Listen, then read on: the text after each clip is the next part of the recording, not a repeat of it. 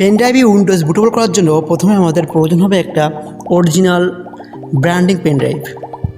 কেননা branding pen drive বা original pen drive ছাড়া কম্পিউটার এটা Windows file ISO file support নেয় না। এটা খুব ভালোভাবে মাথায় নেবেন। আপনি অবশ্যই একটা অরিজিনাল পেন ড্রাইভ ইউজ করবেন। প্রথমে আমরা বুট করার জন্য আমাদের পেন ড্রাইভটি আমাদের কম্পিউটারের ইউএসবি পোর্টে সঠিকভাবে স্থাপন করলাম, সেট করলাম।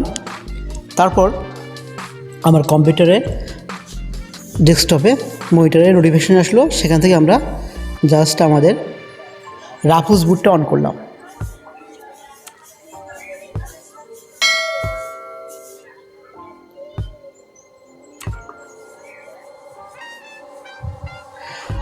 রাফুস বুটটা অন করার পরপরই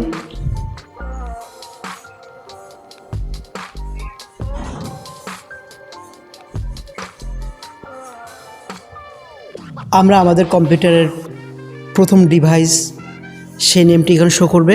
তারপর পার্টিশন, সেস, টাইপ, টার্গেট, সিস্টেম টাইপ, এটা এমআরবি পার্টিশন, সেস ফর বায়োস অর ইউএফআই থাকবে, ফাইল NTFS থাকবে, cluster size 4096 bit by default.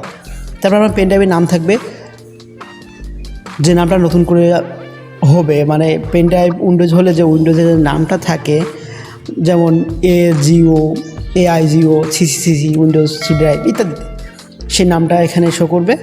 অথবা আপনি এখানে নিজের নামও লিখতে পারেন, সমস্যা নেই। তারপর হচ্ছে আপনার ফরম্যাট অপশানে কুইক ফরম্যাট এটা দিয়ে রাখবেন। দ্বিতীয় অপশান এটা। তৃতীয় অপশানে হচ্ছে create a bootable disk using ISO image, তীর চিহ্ন আছে, তার পরবর্তীতে আইকন চিহ্ন আছে সি ড্রাইভ আকারের, সেটা ক্লিক করে আপনার কম্পিউটারে যেখানে আপনার আইএসও ইমেজ ফাইল ডাউনলোড করা আছে বা আছে, সেটা আপনি এখানে সিলেক্ট করে দেবেন। আমি এখান থেকে উইন্ডোজ 7 সিলেক্ট করলাম। এখানে অনেকগুলো ইমেজ আছে, আমি এখানে 7 সিলেক্ট করলাম।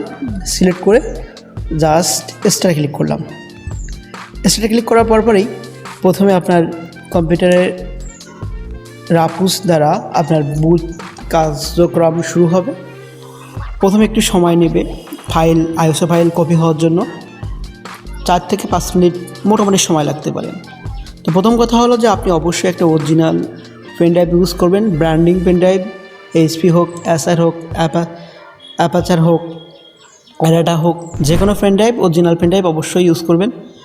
কেননা কপি পেন ড্রাইভ যেগুলো সস্তা বাজারে বিক্রি হয়, সেগুলো কিন্তু এটা Windows file ISO file support নেয় না।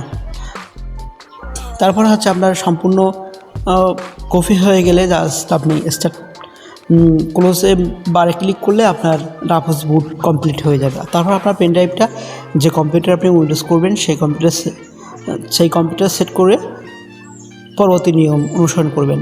আপনি যদি উইন্ডোজ সঠিকভাবে না জেনে থাকেন, তাহলে অবশ্যই আমার একটা ভিডিও আছে how to Windows set up, আপনি এই ভিডিওটা দেখে আসতে পারেন। আর দ্বিতীয় কথা হচ্ছে যে উইন্ডোজের আইএসও ফাইল